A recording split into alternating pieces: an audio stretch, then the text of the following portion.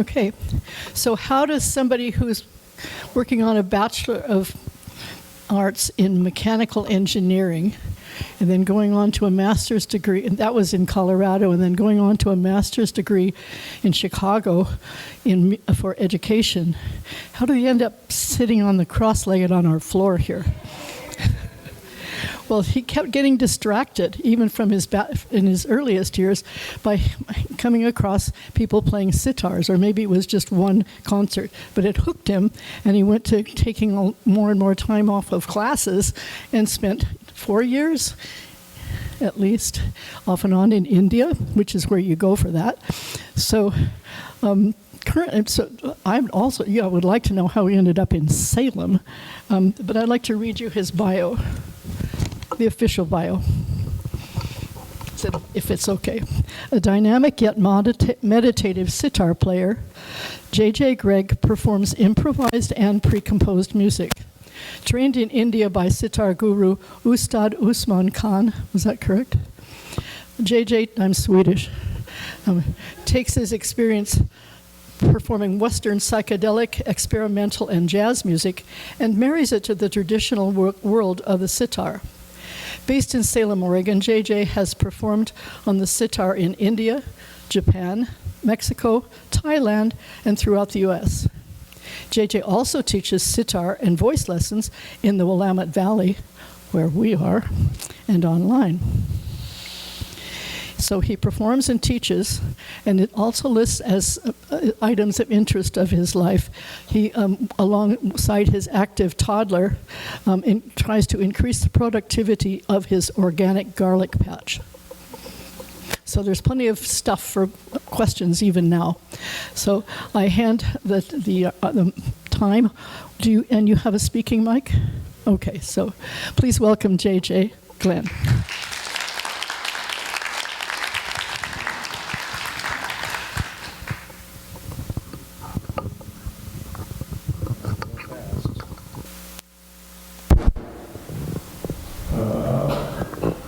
Little idea for that, then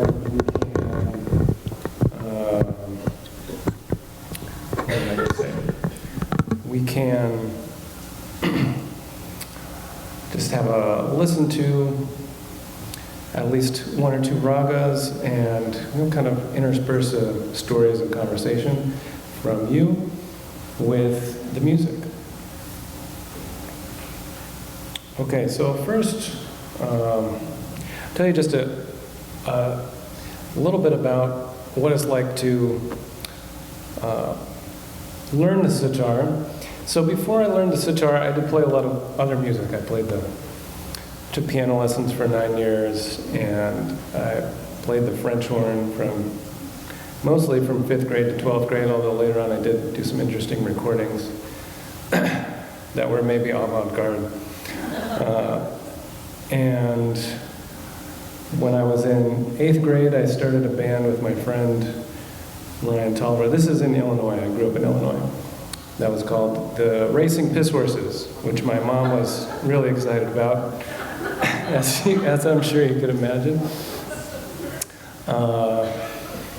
Anyway, and so playing in that band was kind of a different experience than taking music lessons, in the sense that I was kind of directing what I wanted to do, and I was more interested in practicing it. And I thought it was really great, even though maybe objectively speaking, that wasn't quite true. Anyway, so I performed a lot with my band and with band and chorus, and I was in marching band, jazz band, all these things. Anyway,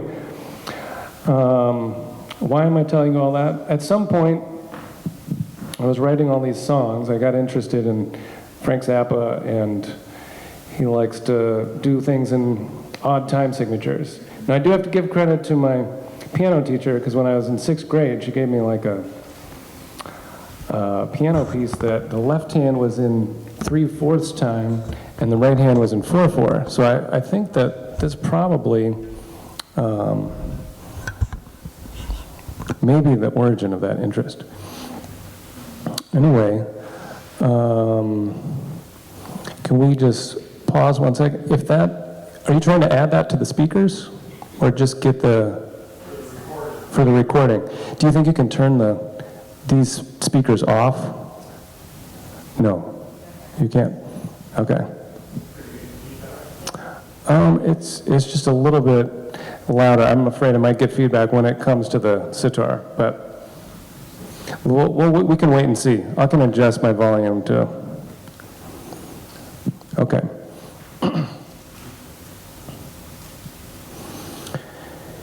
Anyway, this is a long story to tell you that once I got to India, which is a whole other story, but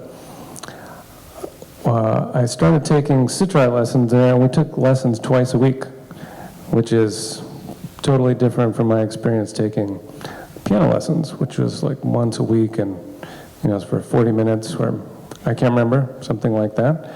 But it was a fixed time. You came in at the time and you left at the time. It was very organized. And when I started taking sitar lessons, my guru was like, I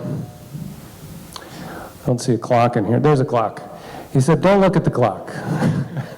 He said, when you've understood what I want to teach you, then the lesson's over. And so, at first I was still looking at the clock. And over time, sometimes it would go, maybe less than half an hour, sometimes it would be an hour long. It would actually depend on what the material was and how long it took us to understand it. And so that was a unique situation. Taking the lessons twice a week was also unique because if any of you in here have taken music lessons or teach music lessons, you may know that getting people to practice is probably one of the hardest things to do.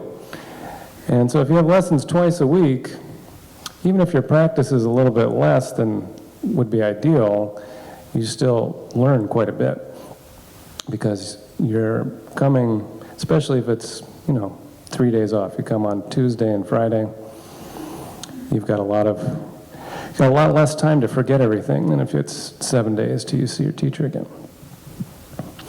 Okay, so with that in mind, another interesting thing that we do is before we're,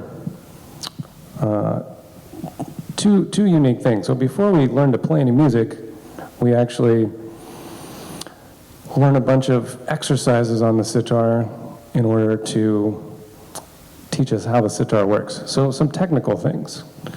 And getting those technical things out of the way makes it more possible to then delve into the musical aspect of actually learning a pre-composed piece of music and then later doing improvisations. So just as a quick example, so we do those technical things, and then the third thing, so I'm trying to think of some points here that are different. So having lessons twice a week, not so much of a time limitation on the lessons, and that we're doing the technical things first. And a lot of, when I took piano lessons, we had technique, but then we also, the first piano lesson I took, I think I played Hot Cross Buns or something. You immediately jump into some kind of song. And then the fourth thing that's different is that we sing what we're going to play before we play it. And so in that way, we're trying to memorize the music prior to trying to play it. And that is, while not totally unique to South Asian classical music, it is a prominent feature. Okay, so there's a lot of talking. Now we should make some noise, and then maybe I'll ask you, with a show of hands, would you like to know how a raga works before I play it? Or, okay, raise your hand if you'd like to do that. Okay, and how many of you would just want to listen to the raga first and then find out about it later? Well, that's basically a coin flip. Okay, well, let's do, I'll play this one. I tell you what, I'm gonna show you some of the the practical things first, how I warm up, some basic things that are maybe not related to this raga I'm going to play. Then we'll play the raga, then we'll talk about it. And then we'll do it vice versa later. We'll talk about it and then play it. Okay?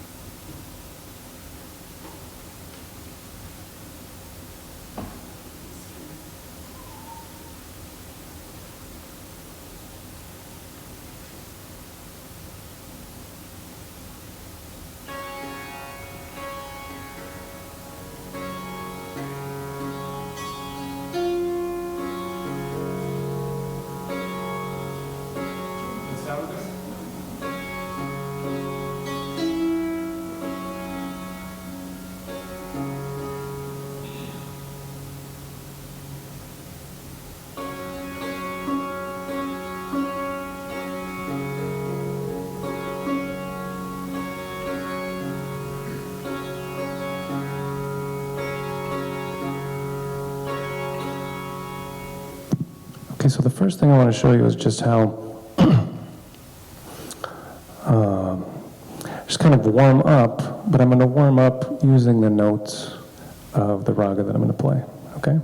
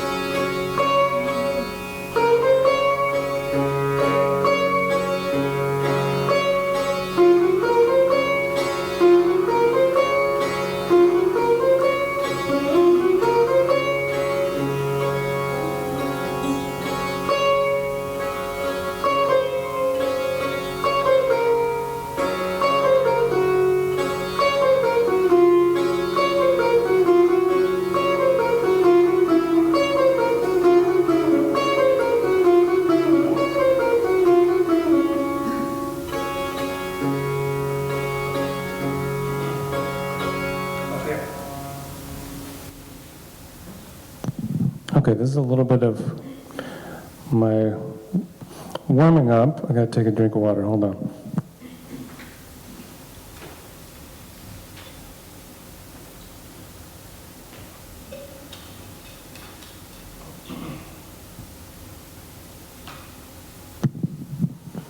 Okay, so I'm trying to warm up both of the hands, and I'm trying to follow a certain way that I can go up, and a certain way that I come down in this raga,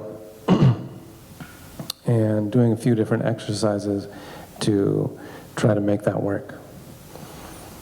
Okay, and now I'll show you just a few other little different kinds of things that I have to practice, and then we'll play a piece.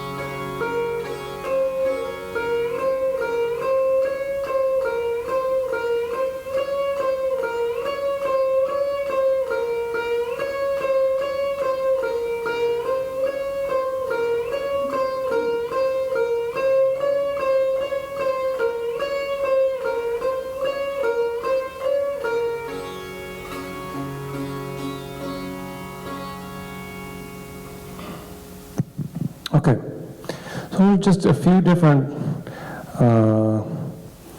what we call advanced technique that I practice within this group of notes that I'm playing. This raga I'm playing is called Rag Jogeshwari. It's actually a combination of two different ragas, but since you don't know either of those ragas probably, it's going to be new to you. And when I first heard this raga, I also hadn't heard either of these other ragas. Anyway, okay, so without further ado, just try to relax. If you relax too much and you fall asleep, it's okay. Sometimes it's hard not to, but hopefully you'll wake up and you'll feel good. Okay, here we go.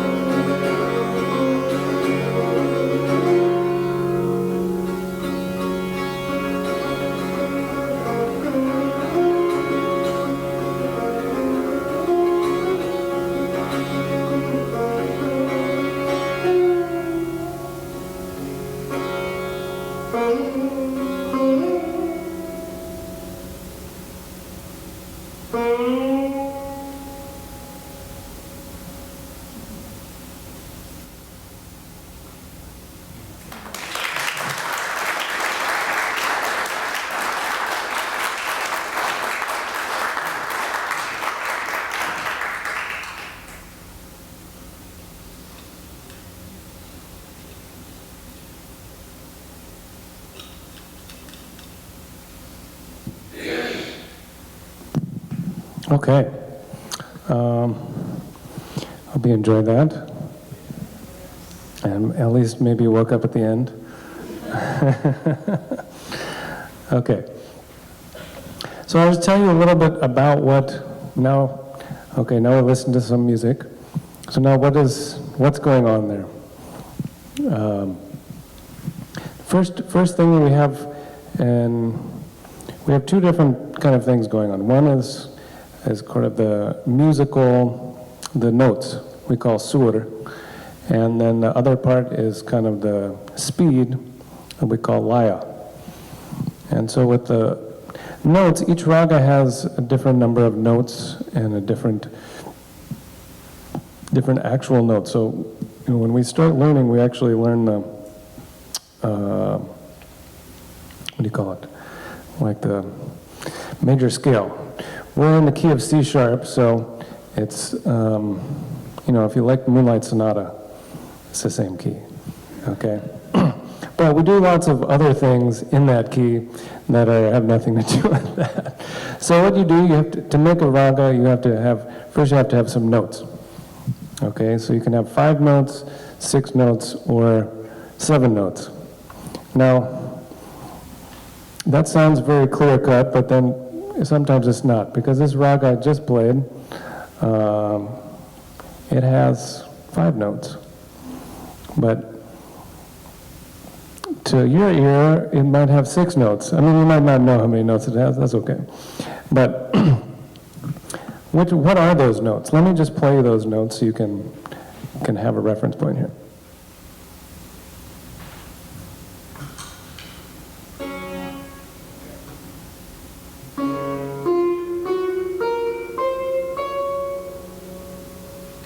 Okay, so that was 6 total notes, but we started at the bottom and we went to the top. It's the same note. So, sa, sa. Now I'm going to try to sing that same thing, okay?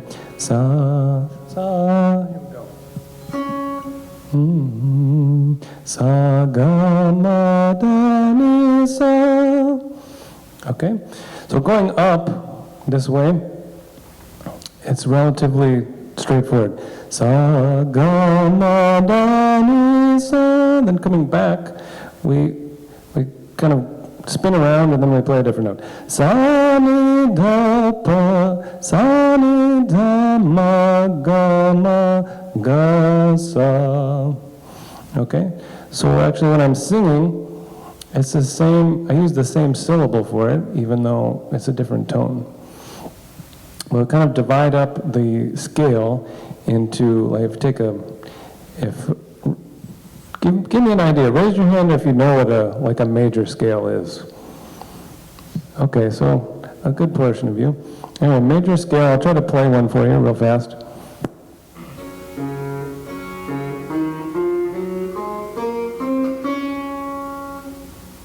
Coming back down.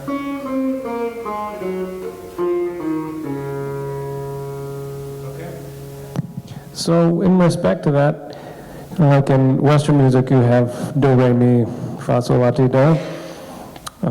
South Asian classical music has what they call a sargam, which is same thing, only different names. So sa, sa, re, ga, ma, pa, da, ni, sa, ni, da, pa, ma, ga, re, sa.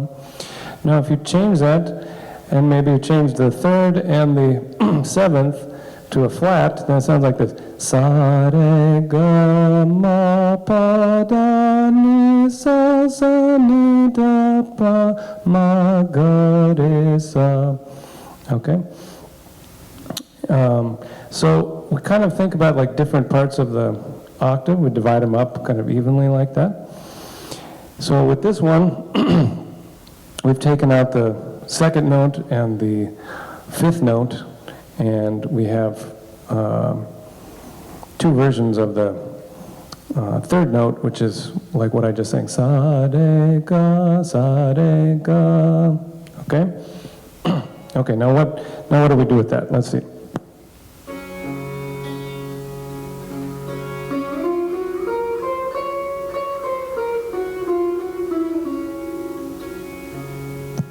So now I played this raga because I feel like playing it, and then you get a better experience because I'm into it. But it's not the easiest raga to explain, so I'll try to go from this. When I'm going up with the ascending scale of this raga, sometimes I also start a little bit lower instead of right on the main note.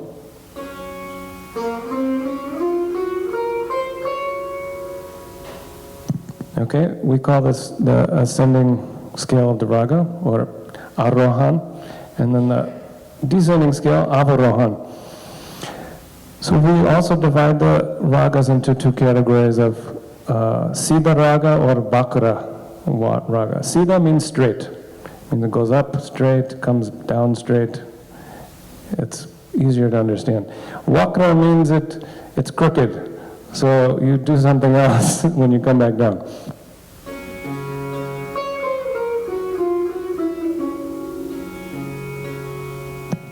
Okay, so that gives you, it gives us what we call the shape of the raga, or the chalan.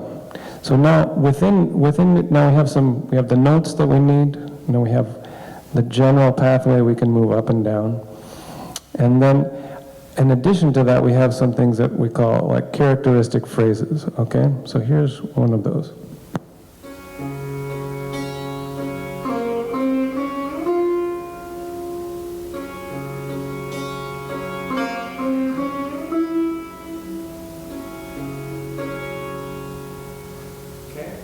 So this is like gives you a little contrast of the two notes.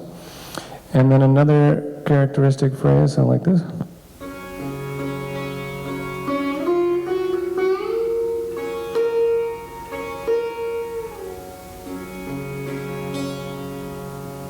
These are just kind of like, they're like little building blocks that then as an artist, I take those and try to interpret them in an interesting way. Okay? So now there's different things that we do. So we have ways of moving in the raga slowly and ways of moving fast. So first here's some ways that you may have heard in my previous rendition here.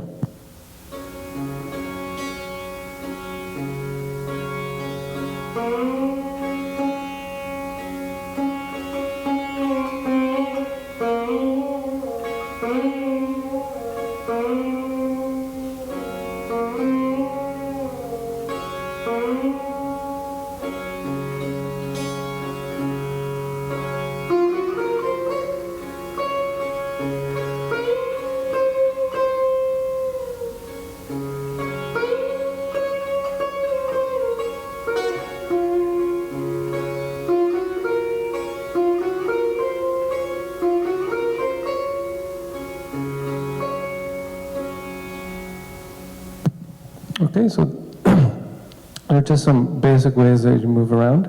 And then if I'm moving fast, I can either follow these things or I can pause and play around with them. So first, kind of going up and coming back down, I'll do that, and then the next part, playing around with it a little bit.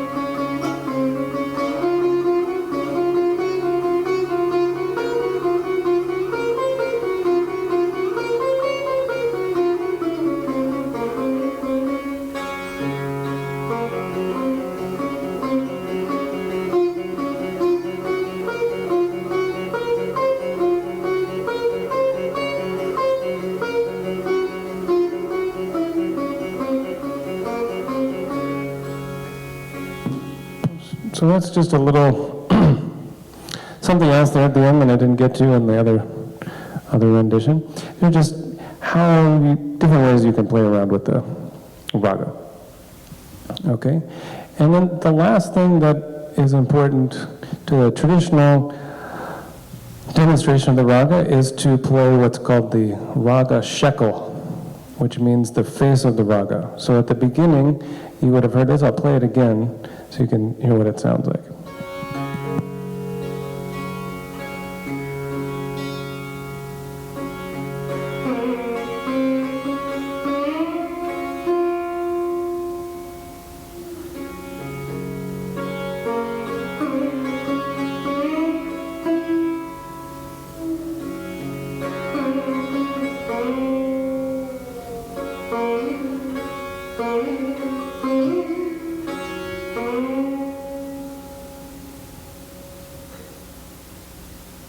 And sort of within that, just that small picture, you're supposed to be able to feel what is the whole, just in a kind of like a bite-sized piece of like what this raga is. Does that make sense? So it kind of brings it to you. Uh-oh, my phone's on, hold on.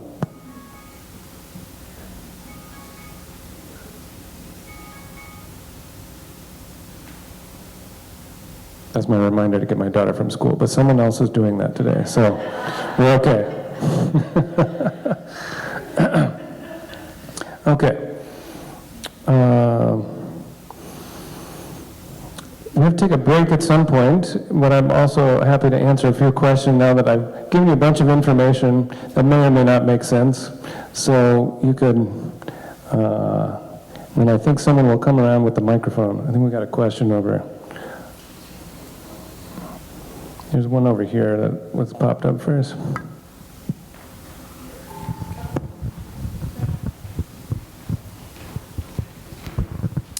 So my question is pretty broad, pretty historical with regards to the stringed instrument. So it's my understanding the stringed instrument as an instrument started in Central Asia and moved to, then adopted in Europe. So how similar are all of the stringed instruments in Central Asia to each other?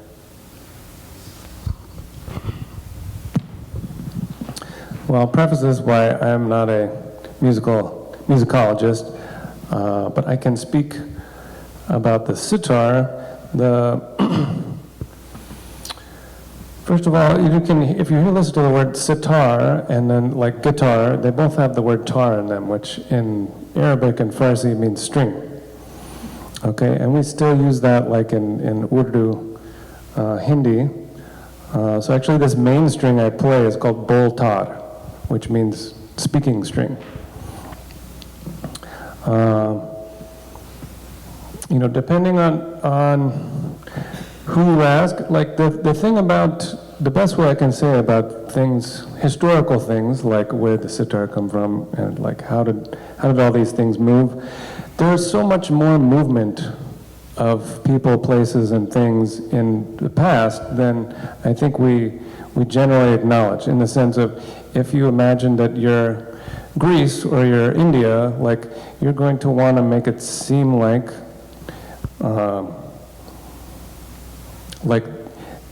the primacy of those cultures is strong. Same, you know, this is throughout history. But I think what happens is there's actually a lot of interchange, you know, even thousands of years ago, that that is not as often discussed. So I don't know that anyone knows like the total history of the sitar. But what I can tell you is that like this part is made of a gourd, and to my knowledge, like for example, there's a South Indian instrument called a veena, and that instrument is actually carved out of a solid piece of a jackfruit, like jackfruit tree. So it has kind of its own history, but in the sense that they have strings and frets, they're related instruments. But when people decided to put the frets on, I mean the sitar shares with another instrument called the bean, which is, it typically just has 4 strings and has 2 very large gourds. And there'll be another gourd up here. And you know, there are lots of instruments from Africa that have gourds in them. So after like sort of the rise of Islam, and there's a connection of Islam to what's now Afghanistan in around like 700. a lot of these things, including instruments, fruits, all kind of different things, like are coming overland there. But not to mention how much, shipping things already happened in the, let's see, what is that? Not Bay of Bengal, but on the other side, Indian Ocean, all of these things. What else can I tell you about the sitar? I'll tell you a short story that is told by my guru and family members. So if I tell you my guru's bio, he would say, okay, he's a 6th generation musician, 3rd generation sitar player, and he was born in 1940, so he's now 85. And his grandfather, I don't know when he was born, but he died in like 1955. He studied with a guru in Pune, which is the same city that I studied in, and his name is Bande Ali Khan. And Bande Ali Khan, he was known as a bean player, so which they call in Marathi bean kar. Kar means do, so like bean kar means you do the bean. And so he learned singing from his family, so he learned to play the bean, and then he wanted to perform on the bean. But his guru said, you can't perform on the bean because it's a sacred instrument, so it's for your spiritual growth. And so after he was done with his studying, he was like, what am I going to do? So he decided to take up the sitar, and according to this history, like added these lower strings on the sitar to be able to mimic some of the sounds from the bean, but not to disobey his guru. And then the other part of the story is there was another student named Wahid Khan who didn't listen to his guru and started performing on the bean. And so the story goes that within 1 year, first his son died, and then his wife died, and then he died. So this is maybe a story that people tell you that you should listen to your guru. My guru didn't tell me that in that sort of way, but that's one of these legends that are out there. So that in that sense is saying we added these lower strings, which would be in common with like the Ravi. This is now called like a Ravi Shankar style tuning. Ravi Shankar's sitar would have had another gourd up here.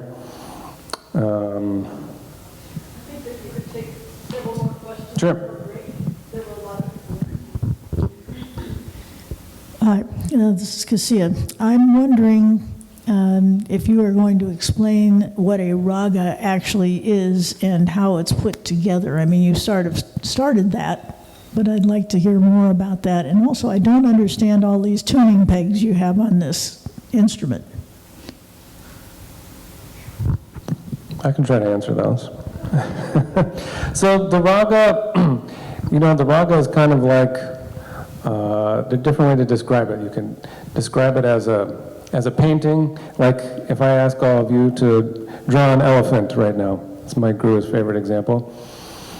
If you draw it and we can see it has a trunk, it has some big ears, 4 legs, a tail, then we can say, okay, yes, this is an elephant. And if you have some drawing skill, painting skill, you can make a very beautiful elephant.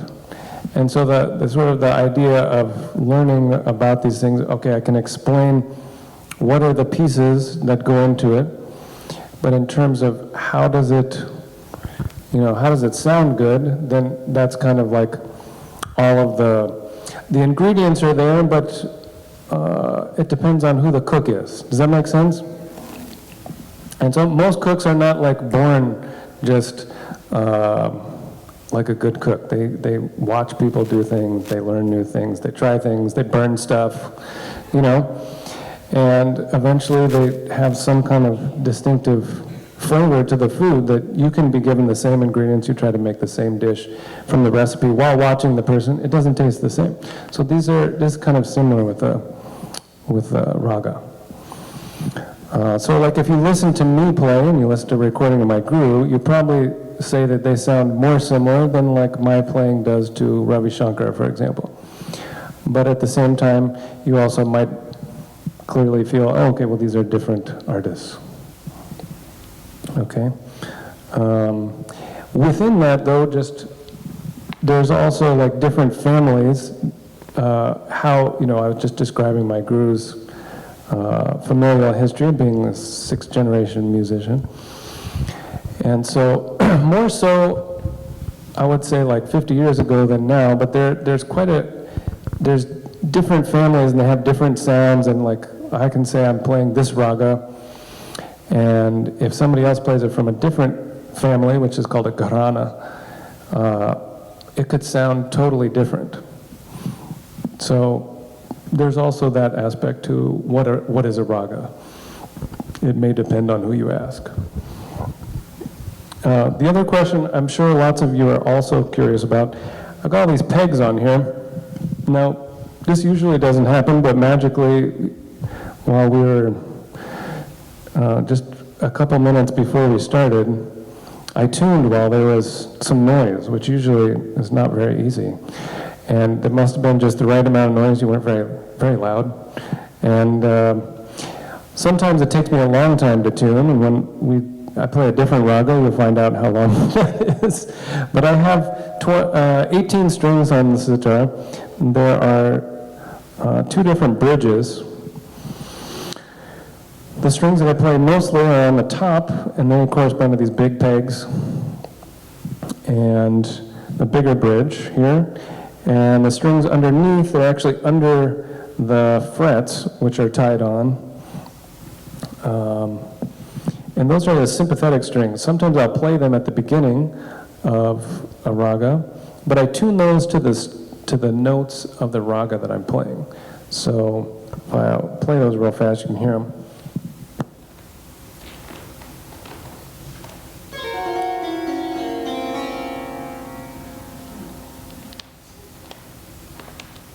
So they're tuned to notes that would sound familiar, so what I was just playing.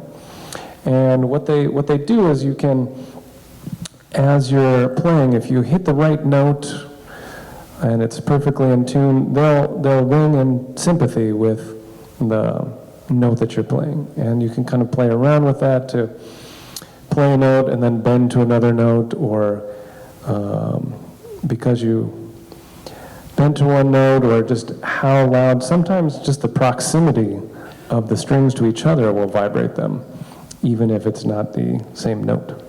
So I describe it sometimes as a low-grade amplifier, but it's also slightly unpredictable, but more predictable the more you play. That makes sense. One more question before break. Sure. One more question before break. Mine is a very simple question, actually. I used to play the guitar. The first thing I noticed when you started playing, which I love, I mean, it's great, is that you have no protection on your hands, and the strings look metallic. Are they? That's what I thought. And I remember when I played the guitar, I mean, I didn't get very far. House of the Rising Sun was about as complicated as I got. I had great calluses on my fingertips. You play all the time, and I can't tell whether you have calluses or not, but do you? That's a good question. Yes, I do have calluses. I have, they look like lines, because I'm mostly playing on this one string. And, they're relatively formidable for what they need to do, because I'm pulling on the string a lot. If that makes sense. Yeah. Yeah. Okay. All right. It's 2 minutes to 2. So let's kind of come back together at almost 10 past. I'll yell at you, and then you can come sit down. This is wonderful. Thank you. See you in 10 minutes.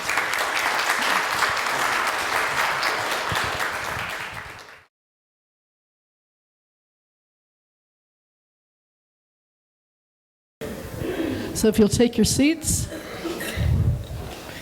I'm hoping, there probably will be time for more questions at some point, but you do know that we need microphones for that, so that's wonderful. Yeah. Okay.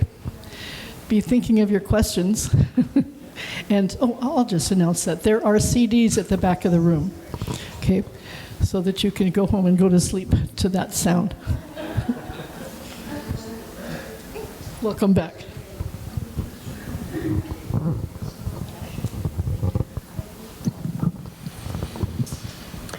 Thank you. Okay, I'll just start real fast by answering somebody's question who was just up here, but I'll repeat the question and tell you about it real fast. So, first time I was in India, I was there for a study abroad program.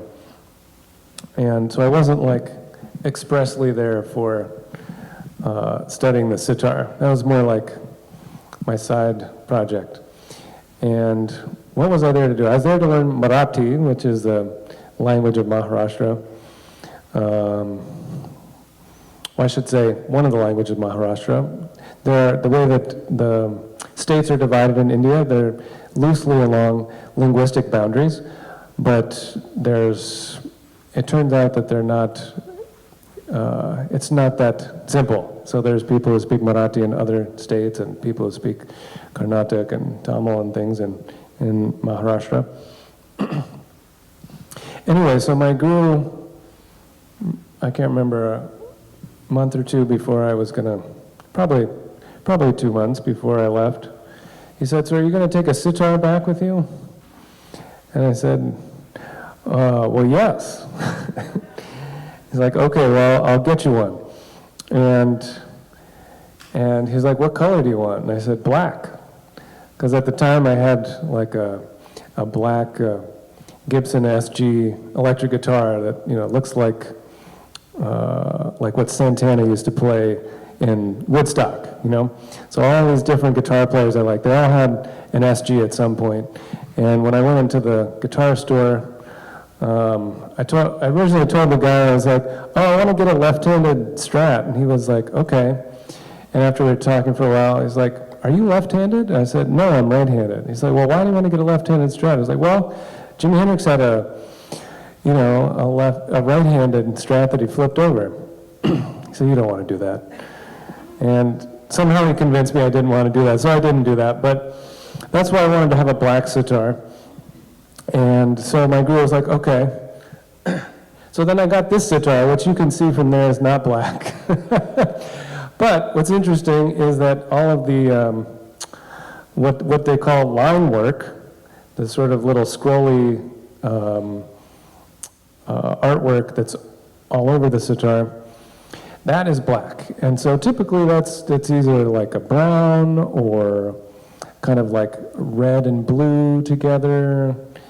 And mostly you don't see this just in black. Actually, you typically see just around the bottom gourd here, it will always be just white and black. But other than that, this stuff is usually some other color. So in that sense, this sitar is relatively unique. Now, over the years, I've had different people work on my sitar, and I've done a lot of work on it myself, but I've met all the people in the United States who do this kind of work, at least to my knowledge. And so one of them was telling me that, like, how this line work works. So at least originally, I'm not sure, now I think some of it may be more manufactured, but I don't know because I haven't been there to check it out. And by been there, I mean, when I'm in India, I'm usually focused on learning to play the sitar. So while I'm very curious to see how all these things are made, I haven't had that much time. But through my secondhand knowledge, I can tell you that on this sitar, all of these little lines, they actually have like, it's kind of like a tool, and they'll dip it in some ink, and then they hammer it. And so on the side that I look at, that's right next to these sympathetic string tuning pegs, there are these designs that kind of look a little like a little bit like a flag or something. And I had always thought that maybe they were just like stamped once. But all of the little things there's probably like 5 to 6 of them in every single one. And they're all just, somebody stamped that 6 times. So it's kind of interesting that not only that it was all hand done like that, but especially these kind of main ones, those are all usually different, at least from sitar to sitar, unless it's a bigger manufacturing run. and that's about some decoration. Okay, so now, let's see. I think we should listen to another raga.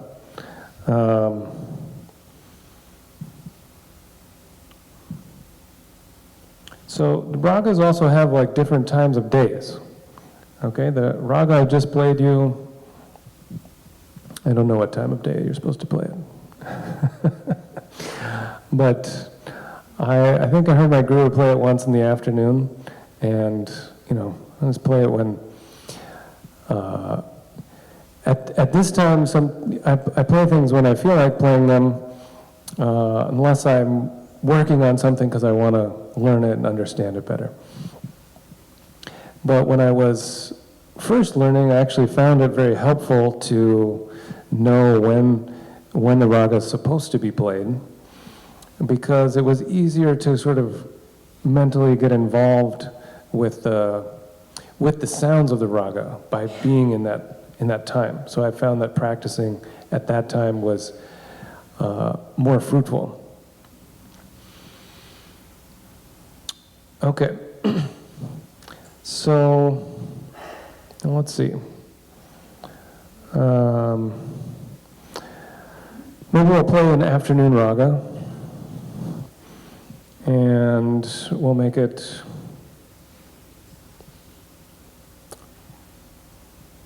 let's see, I'm trying to decide what I should play. We'll make it just different, different from this, and then maybe we'll play something else after that. It is maybe another afternoon raga or not. We'll find out. Okay. So now I'm at tunes. You can listen to the process and see how long it takes me actually to tune.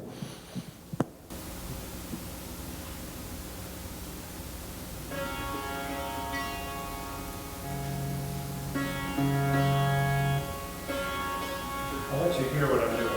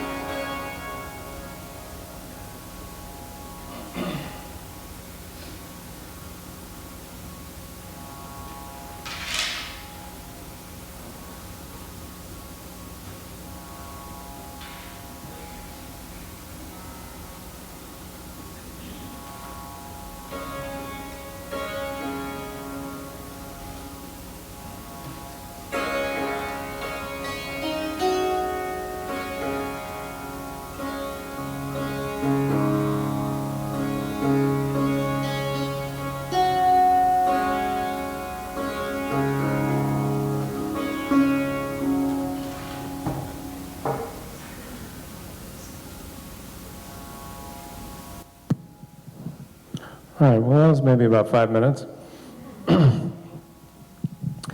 So I did have to, so the last piece I played, we actually have a way to sort of change our keys slightly from C sharp to F sharp, although they don't speak about it that way, but that's how I feel it.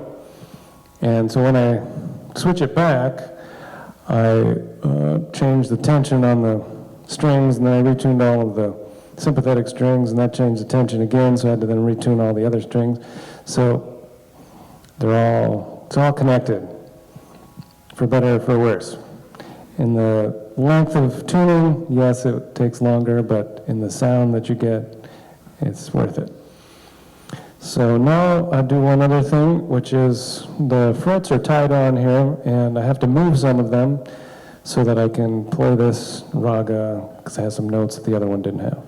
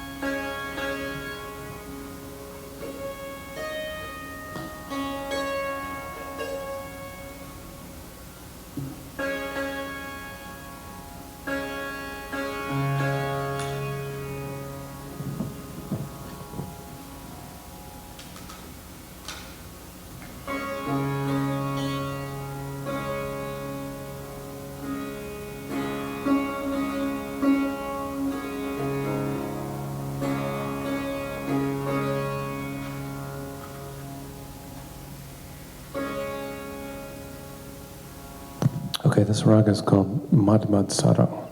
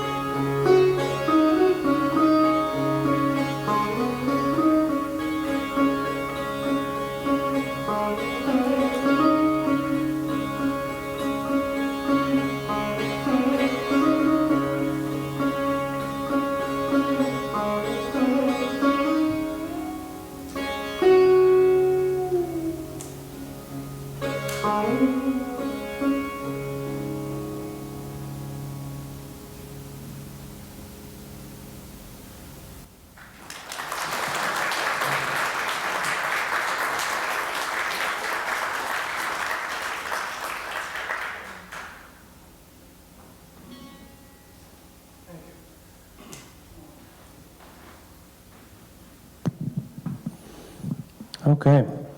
We have about 27 minutes left.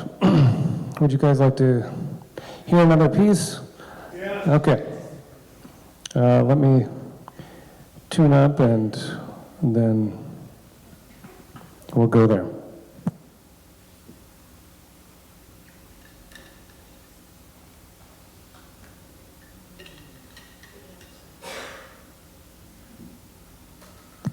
I will say there's also some CDs in the back, and my mailing list is back there. Periodically play around Salem and the vicinity, so if you want to catch some more sitar, come on by. If you got a CD player in your car, this is a good time to freshen it up with some new sounds, okay?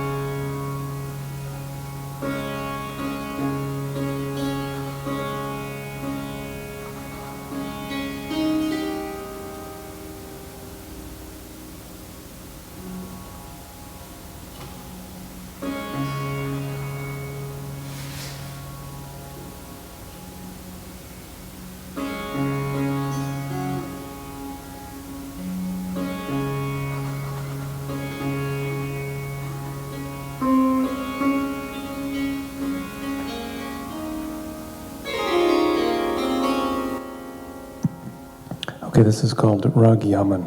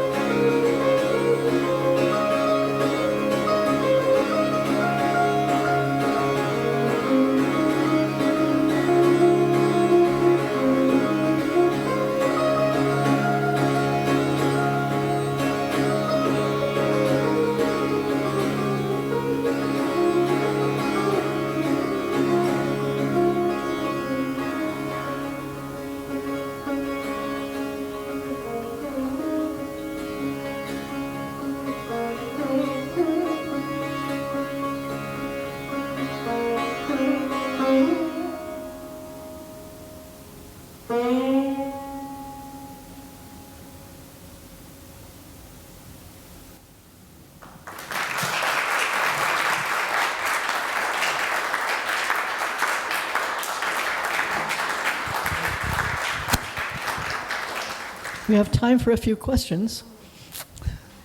Well, we're all gobsmacked. We don't know what to say. Yes.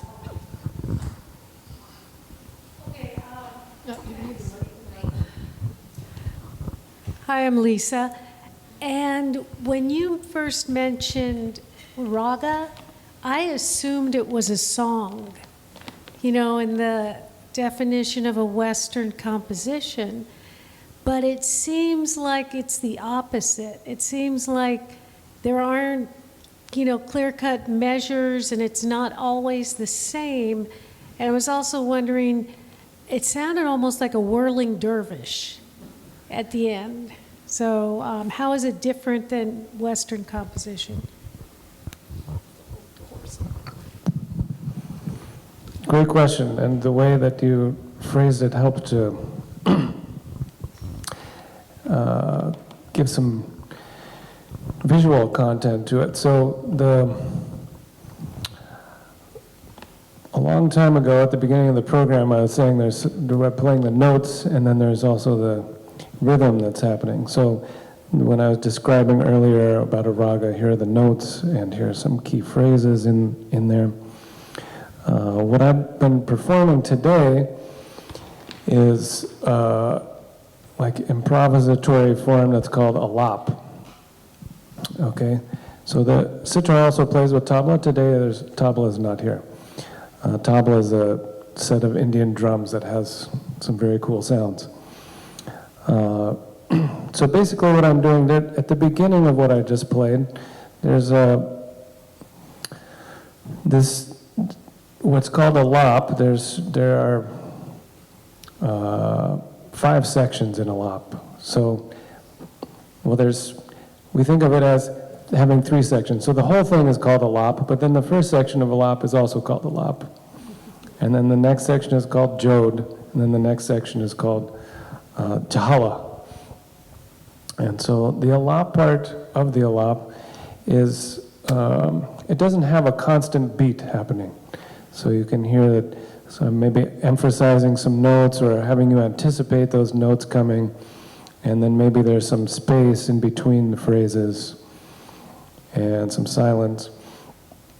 And then at the end of that portion, then I start kind of keeping a beat with the sitar. And so once you start hearing that kind of constant beat that you could possibly tap your foot to, that's called jod. And so that section, we kind of, like the traditional way is you try to keep the same speed throughout the whole alap. So once you get into jod, you've set the speed. So then we take that speed and then we double it and then we double it again, so it feels faster and faster. And then for the final section, that's called jala, that final section, it does have this aspect of kind of a whirling dervish. So it's like it's getting faster and faster and faster, but when we get to the alap section, I'm making a lot of sound, and it still feels fast, but then the melody slows down. And so it kind of gives that effect of like you have gone to this new place, and it's still as intense as it was, but now you can kind of more understand what's happening, maybe, or feel what's happening. And this part of the tradition, this is kind of related to the like Iranian classical music tradition. They have this kind of same thing of slow to fast, and low in pitch to high in pitch. And so there's certainly that influence that comes on this. What I'm playing is kind of like what they call Hindustani or Northern classical. I say South Asian because Pakistan and Bangladesh and other Nepal, other countries that are also in the subcontinent, they also play this music. So the political boundaries are there, but the musical boundaries are not. Does that answer your question? One more. Oh, one more question.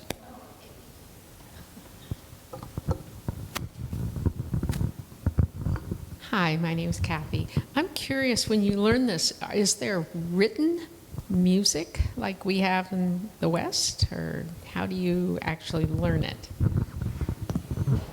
Yeah, so traditionally there wasn't anything written down. And kind of over time they developed a system of notation that is a much more circumscribed notation than like Western musical notation. And so usually when we write something down, it's for something that will play with the tabla.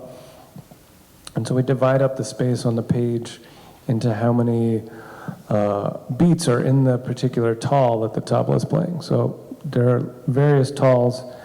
They have 16 beats, 7 beats, 10 beats, 12 beats, and they're divided into different numbers. And so we'll divide those things into groups, and then whatever the composition is, we'll kind of write it down just with the abbreviations of the letters of the names of the notes that I was singing earlier. So I can give an example in just a minute. You have 2 minutes.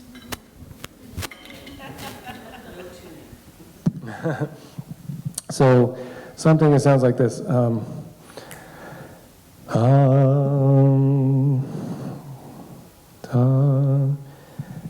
Re re ga ga re sa sa mi ni ni re re re ga re sa re re ga ga re sa sa ni ni da da ni re re ga re sa re re ga ga re sa sa re ni da da ni re re pa ma ga re sa re re ga ga re sa sa ni ni da da ni re re ga. So this kind of theme, when you're first learning it, you write it down, okay? And we usually have like a set number of ragas that we learn. Like my guru would generally teach them in a certain order. Now, because I kept going to India and then going back, these things kind of would get out of order. My guru would say, okay, well, you learned that. And I'm like, well, maybe I learned that. So like the raga I just played, I actually never properly learned this raga. I learned it from listening to one of my guru's recordings and practicing it, listening to other students play it, listening to him perform it, all of these things in order to come to understand. So that, in that sense, like everything is all listening is this learning opportunity. So some things I've been taught in the sense like, okay, here's the material, we've written it down, you memorize it and play it. And other things, I hear that, you're listening and or observing how they work and then learning in that way. And so a number of the ragas that I play, I've learned that way. And there are some other, and it depends on the tradition. Sometimes my guru will say, okay, what I just played, he has a very clear picture. What is Yaman, this raga? And so I've played that, some part of what's possible in Yaman.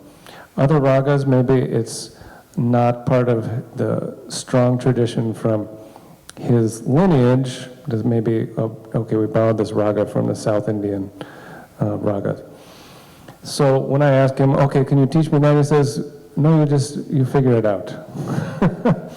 And so in some sense, I'll treat some of those like, okay, I've heard him play a certain thing, and so I treat that in a similar way that I treated this raga that I've learned. Other times I'm saying, okay, well then I'll figure it out, if that makes sense. This has been completely amazing. I don't know where the time went. It was both suspended in time and now it's done. So we hope that you will come back and entertain us or educate us more. But please thank JJ.